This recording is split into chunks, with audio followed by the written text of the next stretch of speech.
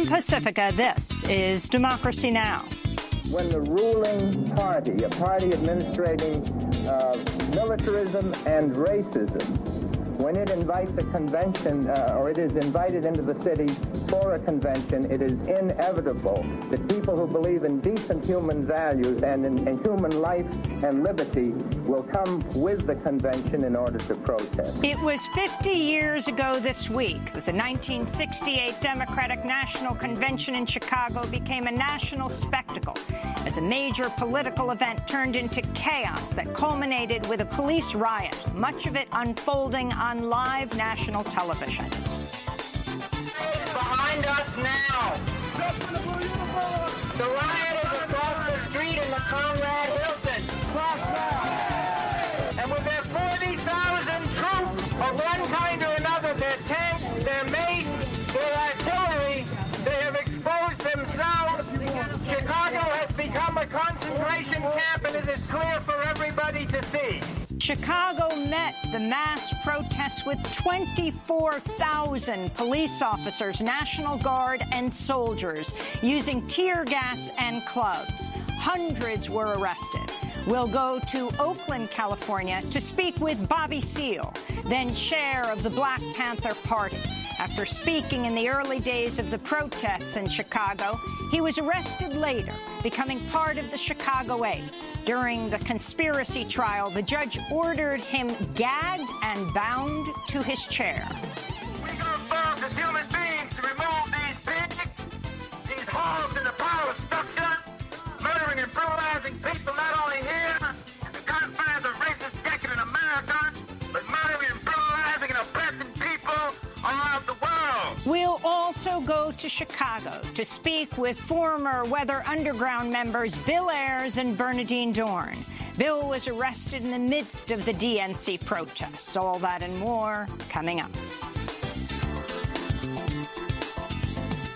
Welcome to Democracy Now!, democracynow.org, the War and Peace Report. I'm Amy Goodman.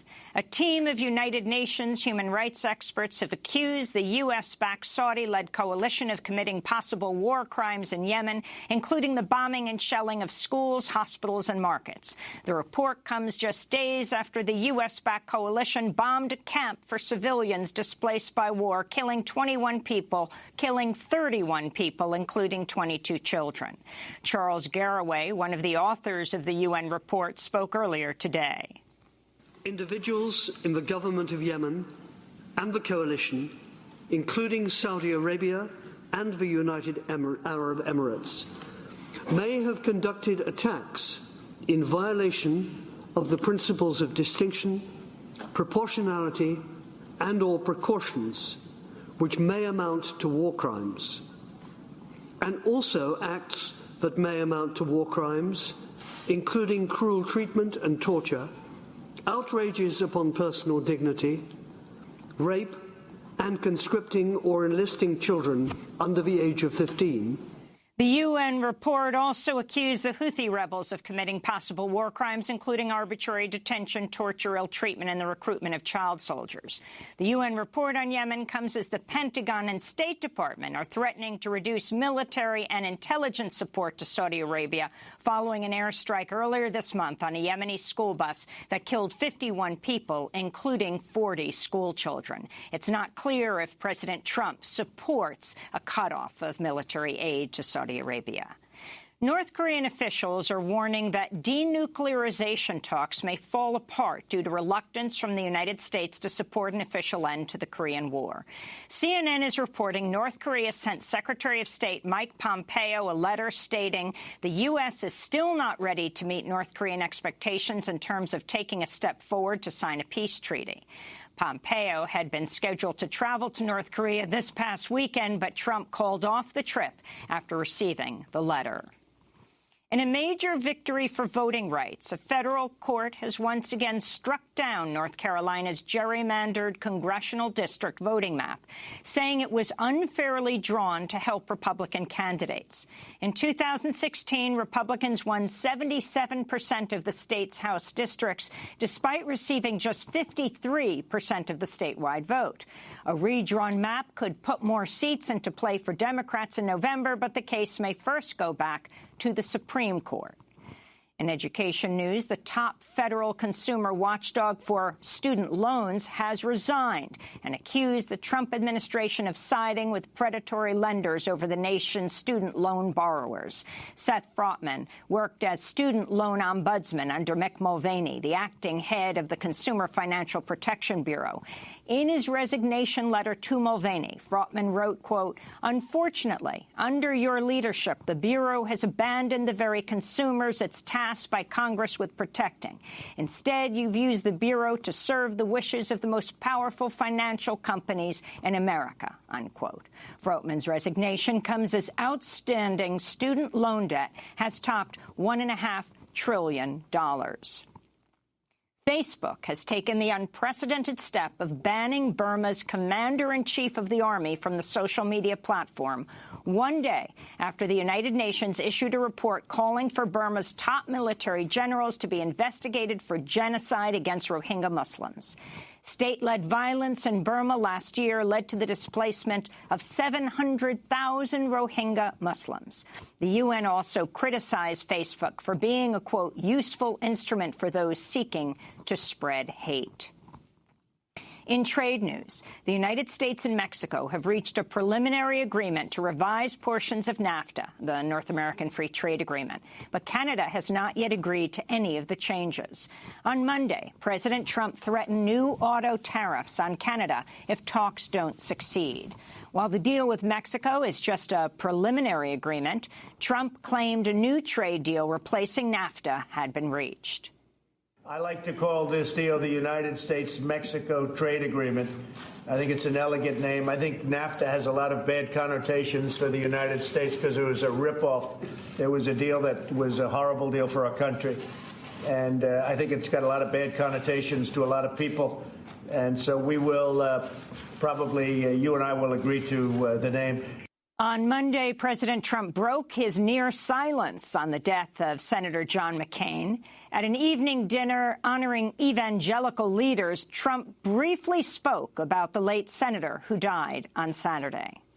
Also, our hearts and prayers are going to the family of Senator John McCain. Going to be a lot of activity over the next number of days, and we very much appreciate everything that Senator McCain has done for our country. So thank you very much. Trump had faced widespread criticism for initially rejecting a statement written by his aides praising Senator McCain. The Trump administration also relowered the White House flag on Monday after coming under enormous criticism for not keeping it at half-staff to honor McCain, as so many other flags on federal property were. Trump had faced tremendous pressure from within his own party over his handling of McCain's death. On the floor of the Senate, Republican Senator Johnny Isakson of Georgia warned against anyone speaking ill of John McCain. But anybody who in any way tarnishes the reputation of John McCain deserves a whipping. Meanwhile, John McCain's family has released the late senator's final letter to the American people. McCain's former campaign manager, Rick Davis, read the letter. We weaken our greatness when we confuse our patriotism with tribal rivalries that have sown resentment and hatred and violence in all the corners of the globe. We weaken it when we hide behind walls rather than tear them down, when we doubt the power of our ideals rather than trust them to be the great force for change they have always been. In environmental news, a new scientific study has found air pollution can lead to a huge reduction in cognitive intelligence. One of the study's authors, Shi Chen of the Yale School of Public Health, said, quote, polluted air can cause everyone to reduce their level of education by 1 year, which is huge. The study, which was based in China, also suggests pollution can lead to increases in Alzheimer's and other forms of dementia. In media news, CNN is reporting Bloomberg News reassigned a reporter who covered Wells Fargo after the bank's CEO complained about a story where the bank was described as the, quote, preferred financier for the U.S. gun industry, unquote. The story revealed how the bank had helped two of the biggest U.S. firearm and ammunition companies access $430 million in loans and bonds since 2012. Senator Elizabeth Warren reacted to the news by tweeting that Wells Fargo customers, quote, would be better off if CEO Tim Sloan focused more on addressing the dozens of scandals plaguing his bank and less on getting a good journalist reassigned for doing his job, which includes reporting on those scandals. In Egypt, a former ambassador and 6 other opposition activists remain in jail after being detained last week. The diplomat, Massoum Marzouk, was arrested shortly after he called for a referendum on President Abdel Fattah el-Sisi's rule. Since the 2013 coup, el-Sisi has overseen the jailing of thousands of dissidents. On Monday, former Egyptian presidential candidate Hamdine Sabahi openly criticized el-Sisi's rule. We believe that this regime must be changed. This is a failed authority. This is a repressive authority. This authority opposes the interests of the Egyptian people. This authority has broken through the Constitution and disrespected it. This authority arrests opinion makers and puts them in prison just because they speak out with words of truth in the face of an unjust ruler. This authority harms the interests of the Egyptian people. And the celebrated Malian singer Kyra Arbi has died at the age of 58. Known as the Nightingale of Timbuktu, Arbi appeared on Democracy Now! In 2010 to talk about her music as well as to perform. When I hear of war, I sing so that the war may cease. Because in the case of war, it is women who suffer. Therefore, it is better for us women to sing against war and conflict between men and between countries.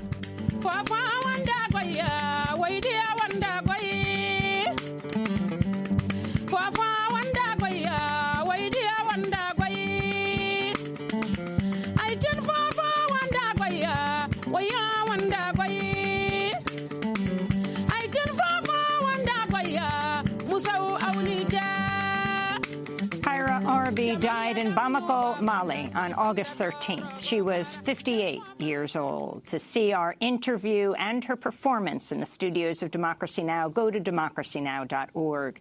And those are some of the headlines. This is Democracy Now!, democracynow.org, The War and Peace Report. I'm Amy Goodman. And I'm Juan Gonzalez. Welcome to all of our listeners and viewers around the country and around the world. It was 50 years ago this week that the 1968 Democratic National Convention in Chicago became a national spectacle as a major political event veered into chaos that culminated with a police riot, much of it unfolding on live national television. The 1968 DNC came in the middle of a year of mass protests against the Vietnam War. Protests had also erupted and civil disorders in April when Martin Luther King Jr. was assassinated. Then on June 5th, Robert Kennedy was killed as he sought the Democratic Party nomination for president. Democrats had to select a nominee after President Lyndon Johnson announced he would not seek another term and amid fallout over Vietnam. His vice president, Hubert Humphrey, was ultimately nominated for president without competing in the primaries after party bosses arranged for his support from most delegates. As protests raged outside the convention, inside, Aretha Franklin, whose funeral will be held Friday in Detroit, was invited to sing the Star-Spangled Banner.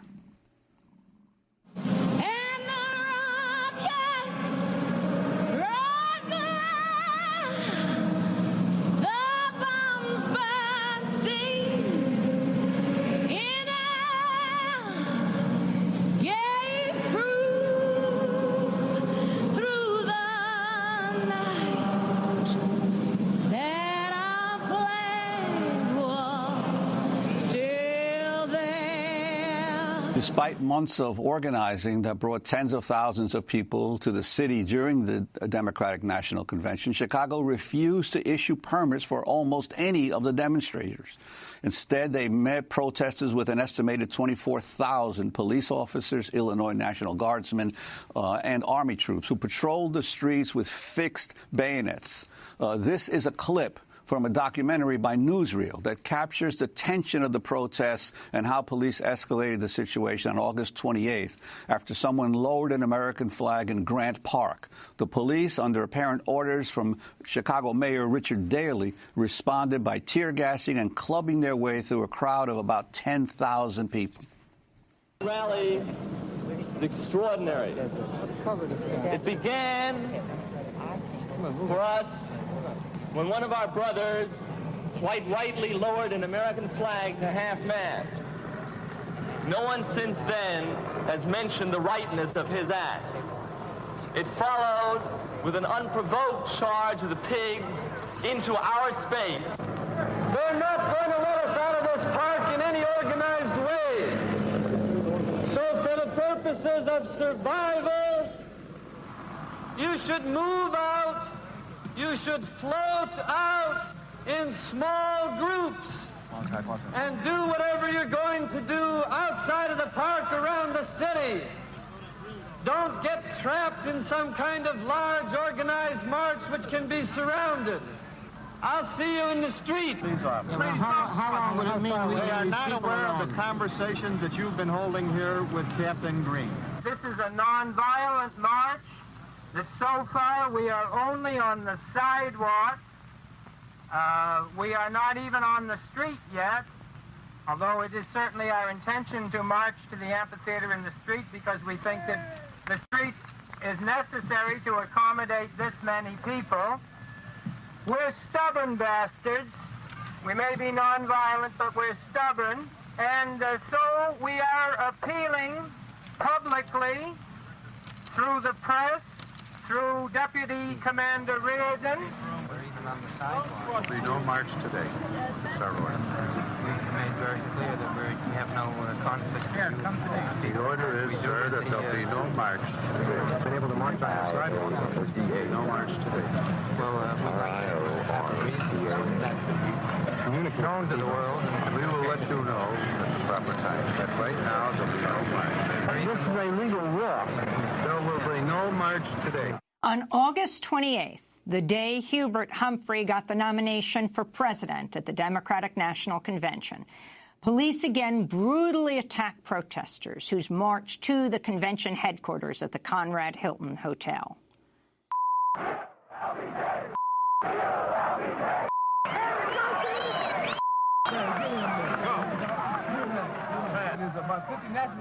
I take one look at the troops in Vietnam, I know what American foreign policy is about. America now, that's America, the Democratic Party.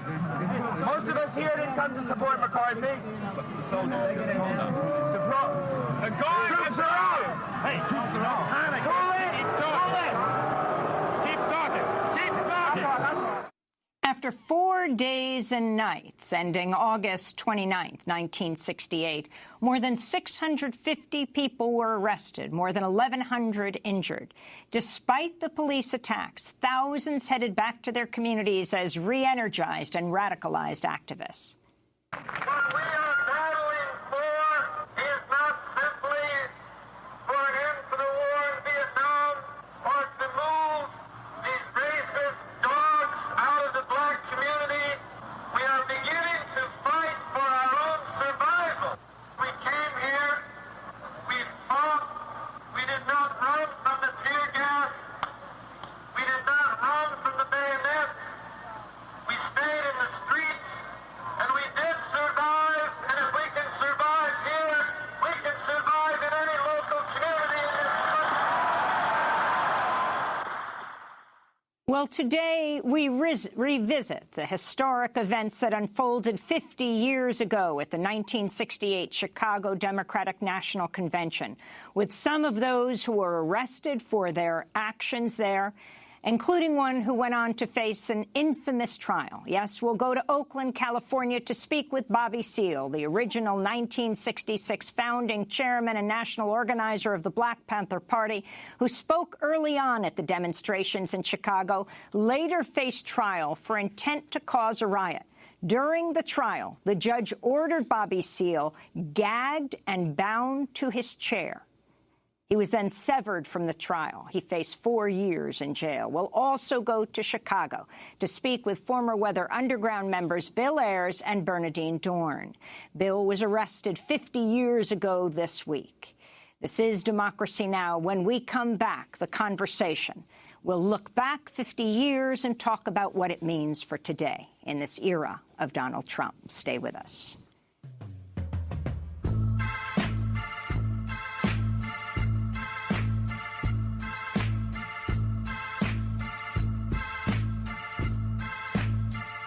So your brother's bound and gagged, and they've chained him to a chair.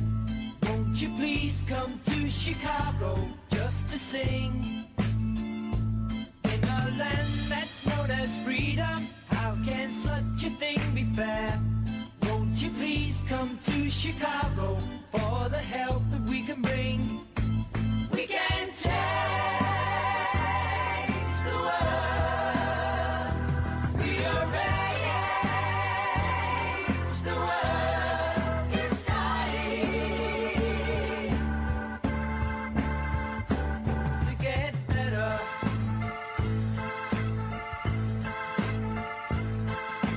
Politicians, sit yourselves down. There's nothing for you here. Chicago by Graham Nash. This is Democracy Now!, democracynow.org, The War and Peace Report. I'm Amy Goodman with Juan Gonzalez. Today, we're spending the hour looking back 50 years to the 1968 Democratic National Convention in Chicago, which turned into a national spectacle as a major political event veered into chaos that culminated with the police riot, much of it unfolding on live national television.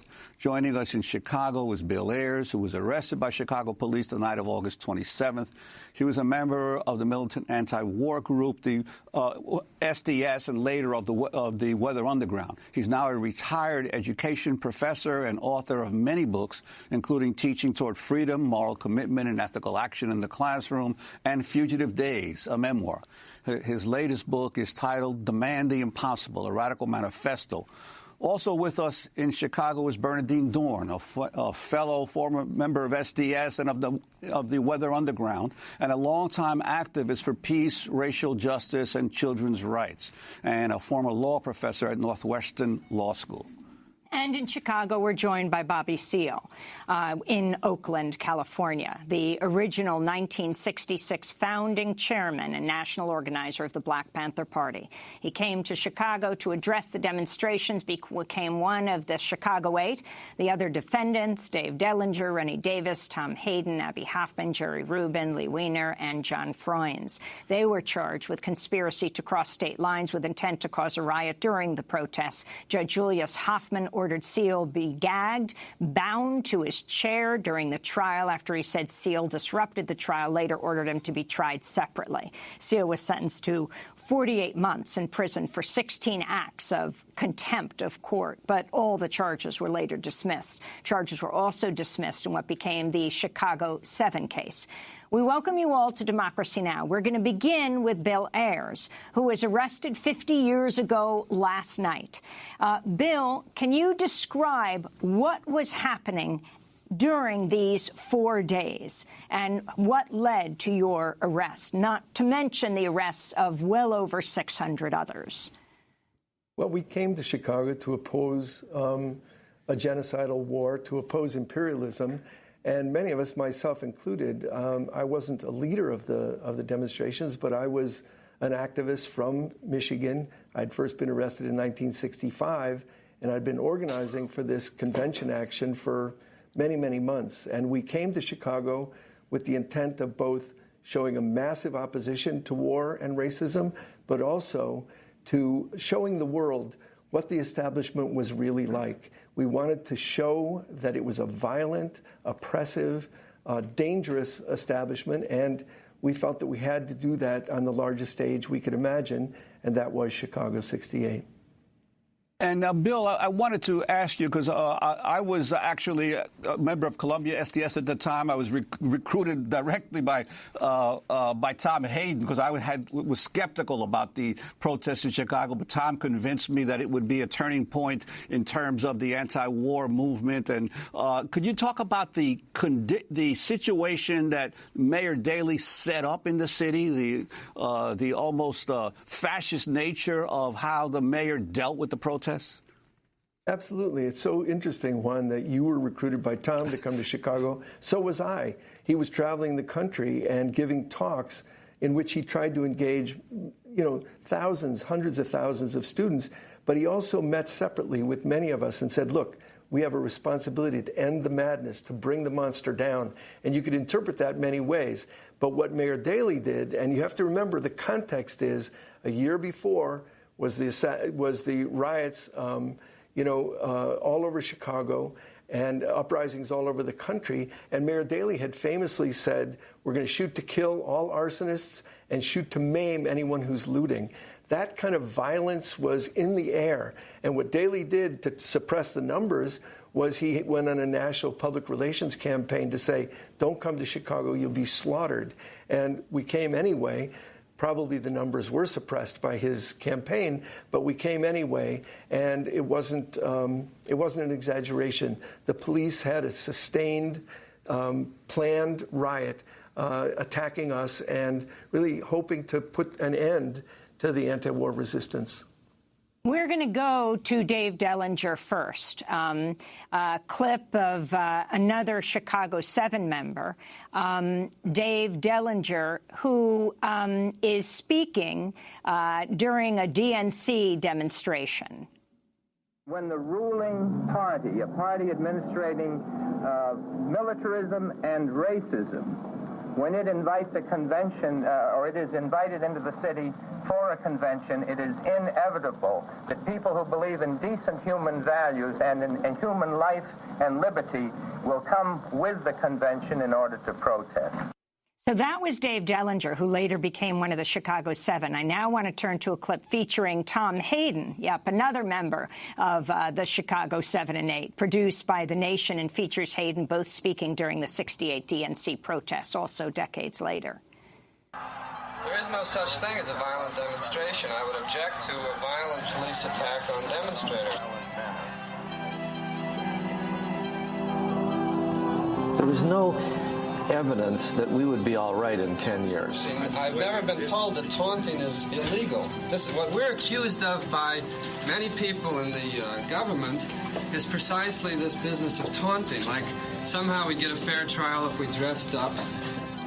That we just thought that this alternative culture of social movements met our demands for seriousness, for challenge, something worth giving your life to.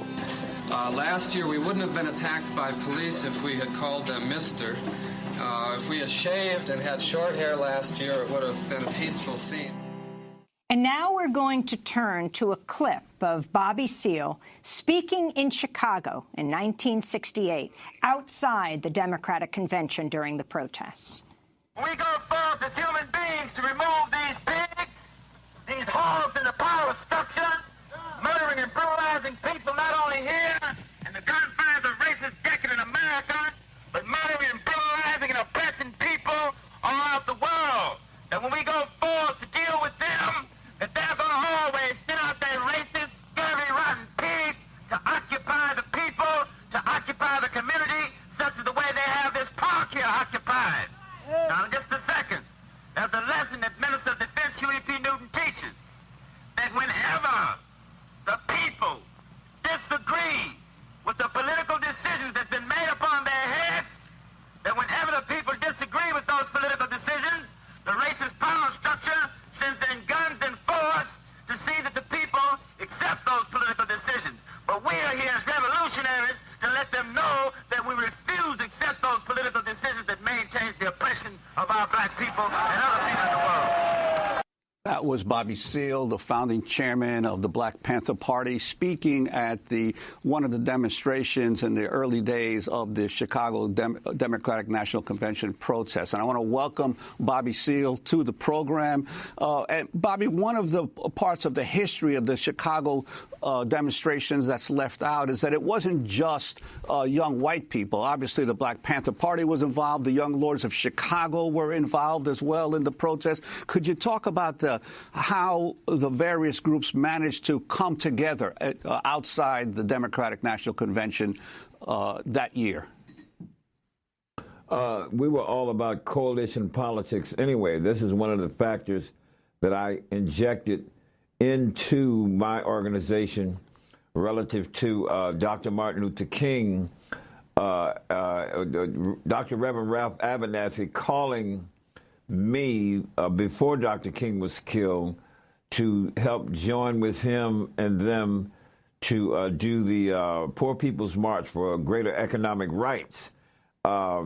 Coalition politics was the main character of where we were coming from. So the Young Lords, et cetera, and others, I mean, the real Rainbow Coalition started with the Black Panther Party and the Young Lords and the Young Patriots. Young Patriots were young white students out of the Appalachian Mountains and the mining companies, et cetera. And we were all coalesced, all the ethnic groups, et cetera. And that's where we were coming from. But when I spoke at Lincoln Park, one of the things I stated there, because I had seen on television before I arrived there that it was a police riot. And I was telling them that power of the people is the ability to define phenomena, then in turn make it act in a desired manner. So the phenomena of the racist police coming upon you, peaceful protesters, unarmed, et cetera, and beating on you, you're going to have to try to struggle and move around and try to see if you can grab that billy club out of one of them's hand and beat them back, therefore making them act in a desired manner. My point was that itself, when I made that statement, they had pulled me back to the Chicago trial a year later, and the DA tried to say, you meant kill the police, right, Bobby? I says, no, I meant defend ourselves, you know. But my point is the whole mess of even charging us, me and others, with interstate transportation, you know, it was based on the Rapp-Brown law, you know what I mean, that had been pigeonholed. But after Dr. King was killed, so many riots happened, the Congress pulled it out and made it a law. You can't use interstate transportation or use interstate highways to cross state lines with the intent to incite a riot. I spoke at Lincoln Park. Next day, I spoke at Grant Park across the street from the Conrad Hilton Hotel. Half the people of the 400 or 500 people there, half those people were all in suits like they were delegates, you know, to the convention. Nobody rioted, you know what I mean? And then, of course, I left and went back to Oakland, California, organizing chapters and branches around the country of my organization. I want to read from a December 1968 copy of Life magazine on the police violence during Chicago in the protests against the DNC. The cover of the issue reads, quote, Walker report discloses the police rioted at the Democratic Convention. An article in the issue quotes a police transmission that captured what police officers said on their radios. Quote, we've got an injured hippie. That's no emergency. Kick the effer. Knock his teeth out. Just an example of what was going on then. Now, Bobby, you didn't get arrested there at the convention, right? You were there for the first 2 days. In fact, you were a last-minute stand-in for Eldridge Cleaver. Is that right? Why did you come to Chicago? Yeah. Well, that was the reason. Eldridge Cleaver's parole officer would not let him leave the state of California, so Eldridge called me up at Ramparts Magazine, where he worked at the time, and asked me to take his place. So I called all my people, et cetera, to get some airline tickets, what have you, et cetera, and we flew to Chicago, because I went there with an entourage, you know what I mean, et cetera. In fact, we were armed. You know, those are the days we could still carry guns on the plane, you know what I mean?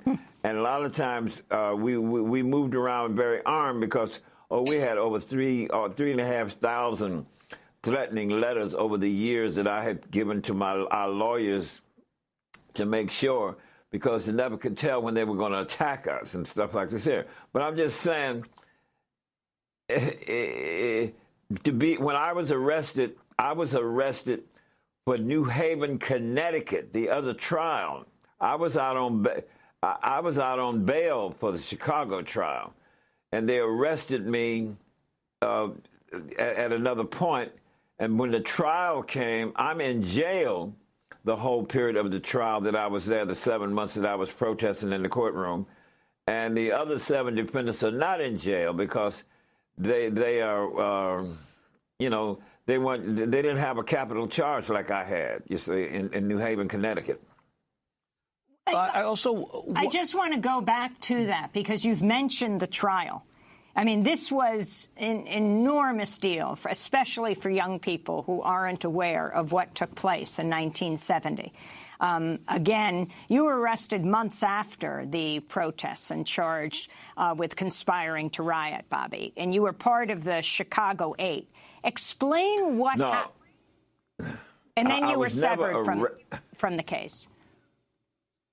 I was severed from the case, but I was in jail for another charge. I was never in jail for Chicago, the charges of Chicago. Mm-hmm. I never had to go to jail. I posted bail when they first charged me. I was never arrested in jail. I returned from Scandinavia. I was 12 days in Scandinavia, Norway, Sweden, Finland, what have you, et cetera, speaking and lecturing. And while I was there, the indictment against me came down. I was very shocked when I hit Finland because people kept telling me, and it was probably underground CIA agents in all these places I spoke. Says, "Are you going to go to Helsinki, Finland?" I says, "Yeah." Well, you know, when you get to Helsinki, Finland, you're only 125 miles from Leningrad. Boom. I says, later, I ain't interested in no Leningrad because I wasn't. I didn't like the USSR. At all, because even when I got there, they interviewed me at some press conference at some parliament place, and I did not care for the state-controlled command economy socialism concepts related to it. I like democratic socialism concepts rather than that. But I'm just saying. But when you were actually in the trial, when you were in the courtroom, explain what happened. Explain what Judge Hoffman did in having you bound to a chair and gagged. Well, he tried to be bound after 6 weeks of protesting in the courtroom. What I was protesting is that I had put a motion in before the trial started in jail. In other words, I got the right to call my lawyer, Charles Gary, who was in the hospital. The judge was trying to push consular on me.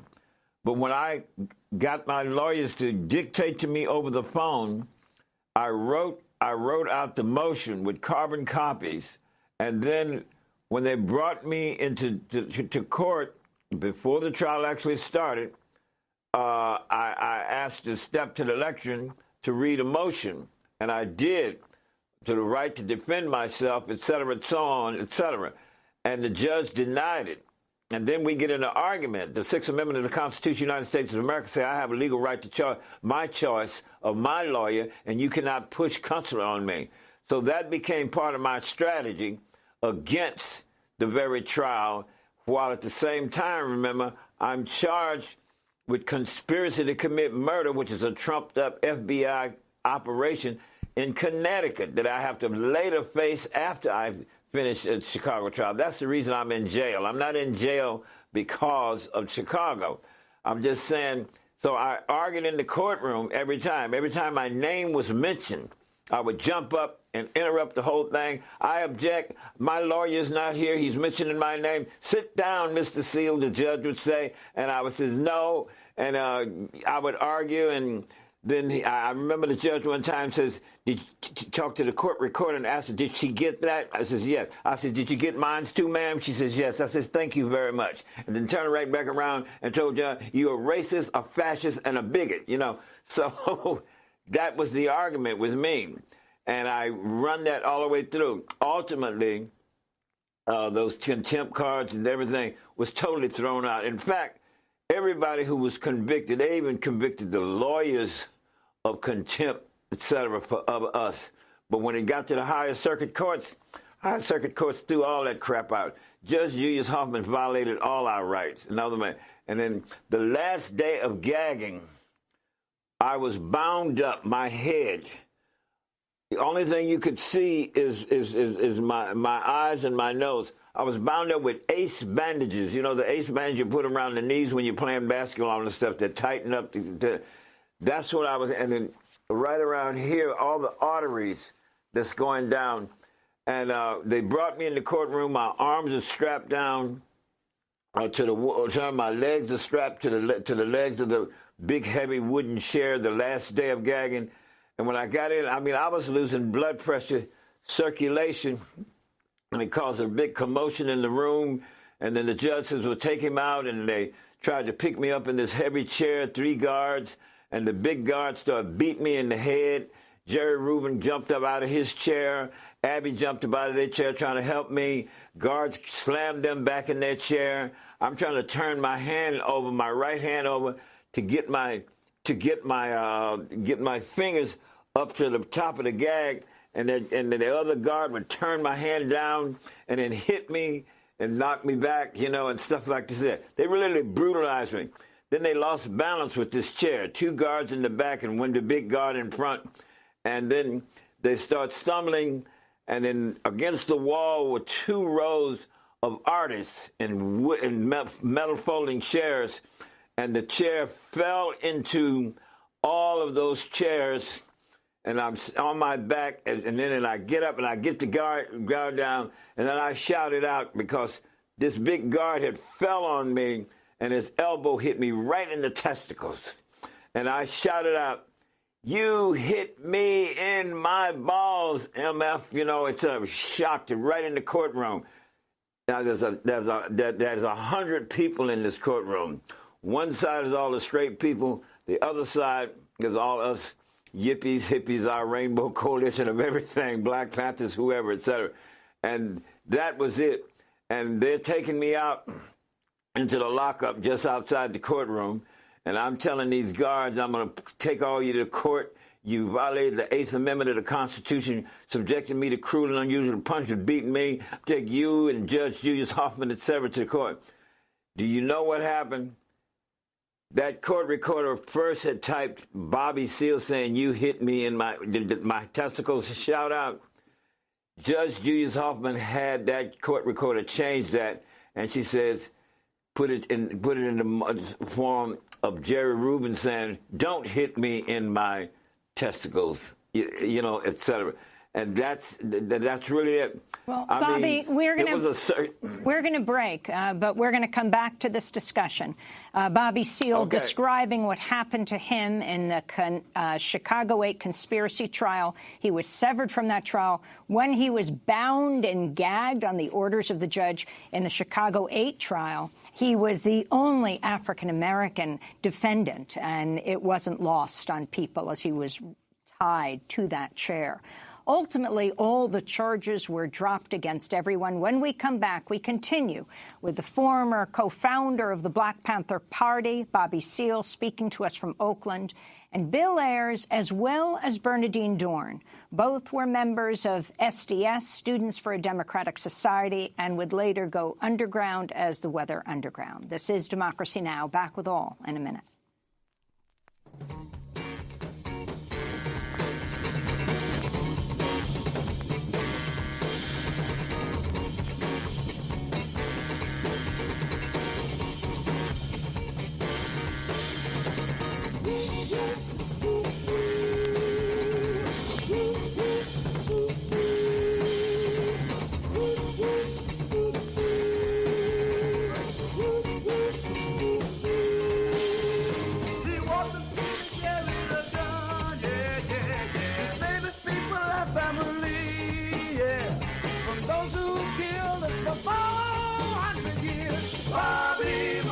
set free. We're singing, Bobby must be set free. Good God Almighty.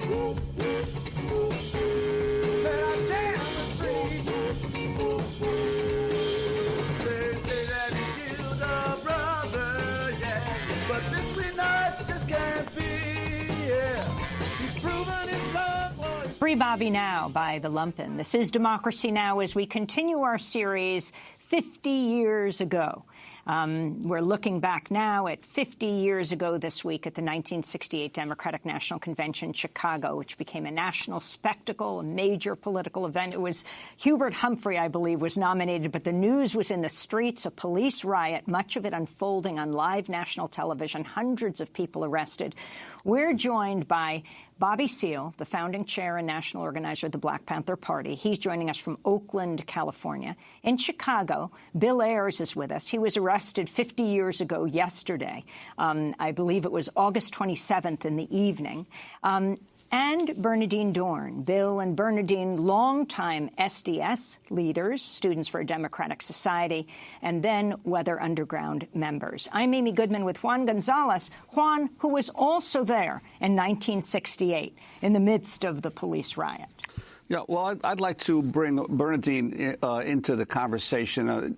Bernardine, one of the interesting things that the Democratic National Convention protests got huge press coverage. But a few weeks earlier, there had been a Republican convention which had nominated in Miami Beach, which had nominated Richard Nixon and Spiro Agnew as the candidates of the Republican Party. And there were also protests in Liberty City in Miami by the black community where 3 people were killed and hundreds were arrested, and yet that protest at the Republican National Convention got nowhere near the kind of coverage that occurred in the Democratic National Convention. Another example of this racial bias in the media that has continued to this day. So I'm wondering if you could talk about when that disparity, and you've dealt with that throughout your life in terms of the criminal justice system, but also why you went to Chicago. Well, I had just been elected one of the national officers of SDS just a month before. So I was organizing with other people for the Chicago demonstrations. And I think that it was important to recognize that at that moment in history, because of 1968, because of the assassination of Dr. King, because of the riots in 30 cities that followed that, the relationship between the war, permanent war or aggressive war by the United States, permanent war in Vietnam at that time, and the Black Freedom Movement was integral. They were related to each other. The Black Panther Party had this 10-point program. I urge everybody to take a look at this brilliant 10-point program, which includes a plank against war and certainly against U.S. aggression in the world. And that became a central part of SDS organizing at the time. I think our relationship to saying that the failure of either party to take a position on war, something we still see today, right? Both parties support permanent U.S. aggression around the world, especially in the third world. This is an extraordinary thing. So it's what we have in common with Black Lives Matter, with Undocumented and Unafraid, with the activists and organizers of today. Well, during the 1968 protests in Chicago, there were also other groups there. The Yippies, Abby Hoffman and Jerry Rubin, nominated a pig named Pegasus the Immortal to compete with candidates Hubert Humphrey and Richard Nixon. They hope to inaugurate Pegasus instead. His platform was to be a pile of garbage, just like the platform of all the other parties, according to Hoffman and Davis. They demanded that Pegasus be taken to the White House for a foreign policy briefing and given a Secret Service detail. Pegasus was later arrested, along with many others who were charged with disorderly conduct and disturbing the peace. and bringing a pig to Chicago. Defense attorney William Kunstler later accused the Democratic Party of the same charges. And I think there are actually scenes of the police trying to haul the pig into a paddy wagon. Exactly. Could you talk about this other part of the protests, the anarchists and the other groups as well that joined with SDS outside the convention headquarters? It was a terrific moment of unity, so that all sectors, including people that we thought at the time were not political, but were really sick of permanent war. We're sick of watching U.S. troops come home. We're sick of the body counts and torture that was going on in Vietnam. We're against the war. And the American people, in fact, at this moment in 1968, were turning against the war. First time ever. And that was an extraordinary development. So I think you're right that the humor that the yippies brought into the demonstrations those days and the kind of irreverence that people felt about the authorities meant that there was a collection of people come to Chicago who were really not afraid of the Chicago Police Department, even though they were aware of how brutal and what a history that goes up to today, by the way, of the Chicago Police Department being a racist, aggressive force in favor of white supremacy. So that awareness and consciousness among the people who came to Chicago was, of course, borne out by even official reports. And let's not ignore that J. Edgar Hoover and the FBI were in the middle of all this and were developing their own COINTELPRO program and their own program to assassinate black leaders and to attack, really, the Black Panther Party and the forces of radical black politics, which were spreading like wildfire.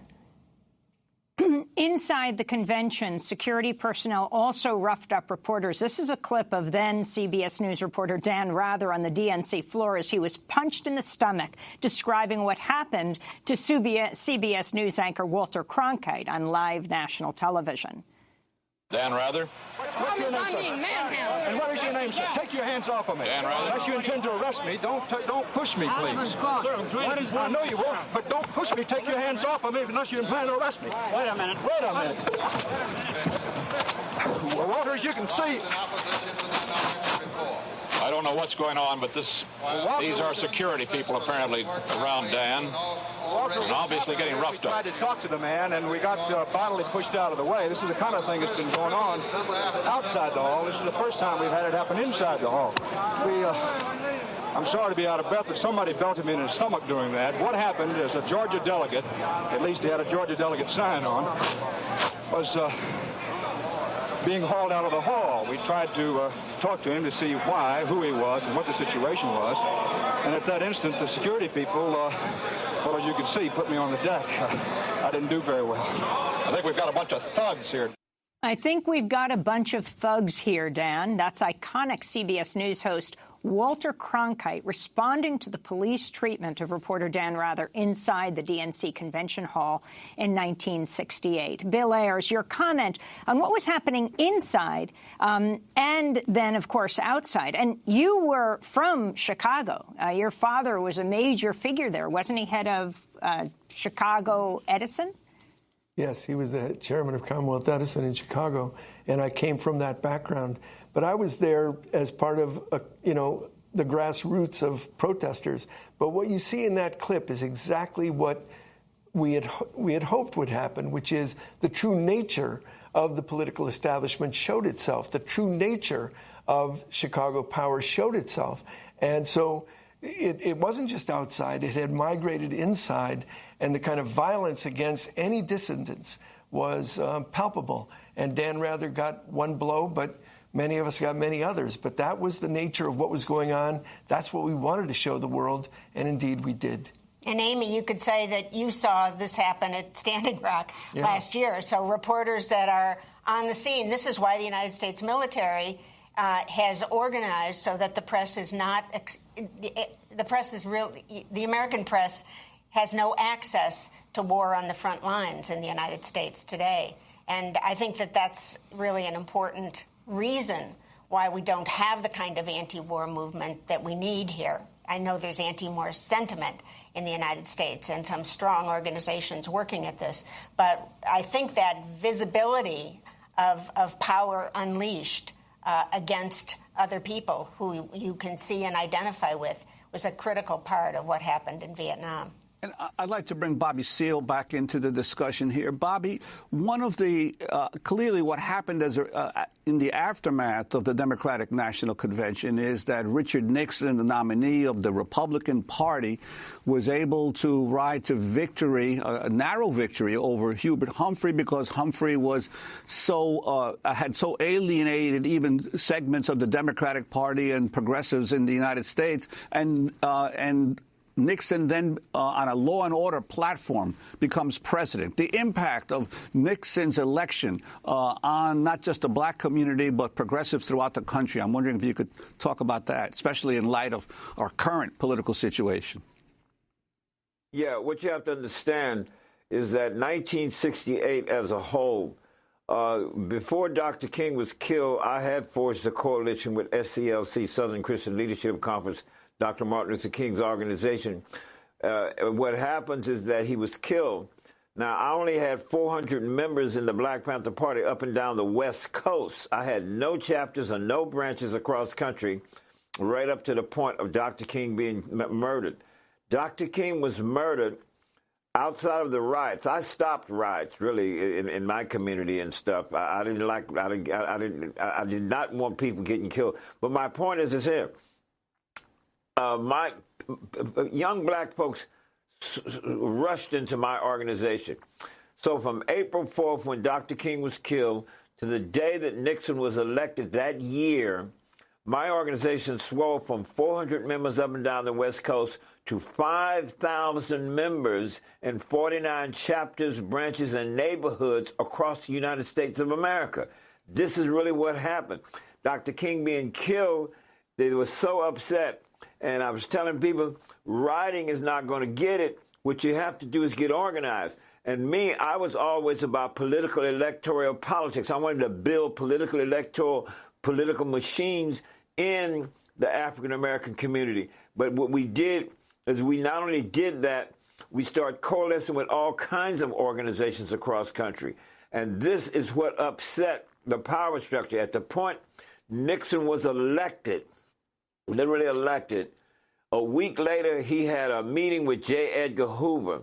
And the first week of December, after he was elected, right then and there, J. Edgar Hoover was the first time he was on national television saying the Black Panther Party is a threat to the internal security of America. And I call a retreat. For every chapter, every branch all across the country, I want no less than 2 people as much as 4 and 5 from every chapter and every branch. 75% of them responded. And I taught them, see, I'm an old carpenter, a builder, an architect. You see, I'm a high-tech person, you know what I mean? But I love details. And I taught them how to fortify offices, et cetera, how to network with people across the country, any positive politicians, any liberals, any churches, et cetera, et cetera, et cetera. So we became coalesced all across the United States of America, and they began to attack us. Now, in doing my film, I researched and found right after Nixon was sworn in, I have a tape of him. You know, Vanderbilt University carries one of the biggest archives there is. And I found the Watergate telephone conversation with Nixon on the phone. Now, J. Edgar, when are you going to get rid of these damn Black Panthers for me? Well, sir, we've been trying. Now, John Mitchell's going to call you. I want you to move on this and get rid of these Black Panthers for me. This is Richard M. Nixon right after he's sworn in. A month later, John Mitchell, the United States Attorney General under John Mitchell, is on national television. By the end of this 1969 year, we'll be rid of these damn Black Panthers. I'm telling you, these guys, and they came down. And that year, they attacked. I don't mean coming in saying you arrest. They just came in shooting 24 different offices of my Black Panther Party. Bobby Seale, we have to end it there, but we're going to extend this discussion, and we're going to put part 2 under web exclusives at democracynow.org, because we want to talk about what happened to Fred Hampton, head of the Chicago Black Panthers in 1969, when he was gunned down by Chicago police. I want to thank Bobby Seale being with us, founding chairman, Black Panther Party, Bill Ayers and Bernardine Dorn. We also want you to stay with us. I want to ask Bill Ayers about McCain's comments linking Barack Obama to Bill Ayers. I'm Amy Goodman with Juan Gonzalez.